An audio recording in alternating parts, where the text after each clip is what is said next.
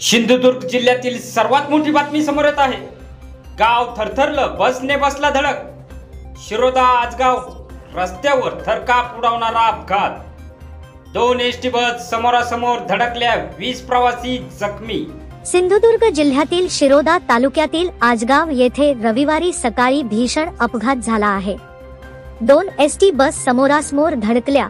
या अपघातात एका बसचा ड्रायव्हर गंभीर जखमी झाला असून 20 प्रवासी जखमी झाल्याची माहिती मिळाली आहे। या धडकेनंतर काही काळ वाहतूक ठप्प झाली होती। या बस वेंगुर्ला पणजी आणि सावंतवाडी शिरोदा मार्गावरील असल्याची माहिती आहे। जखमी प्रवाशांना सावंतवाडी आणि मठेवाड रुग्णालयात दाखल करण्यात आले असून दोन्ही एसटी बस मोठ्या प्रमाणात नुकसानग्रस्त झाल्या आहेत। अपघातानंतर ग्रामस्थांनी घटनास्थळी गर्दी केली आणि मदतकार्य सुरू केलं। निर्भीड जनता न्यूज, सत्याची निर्भीड जाणीव, खोटेपणाला नाही थारा। खरी बातमी थेट तुमच्यापर्यंत। आजच सबस्क्राइब करा निर्भीड जनता न्यूज।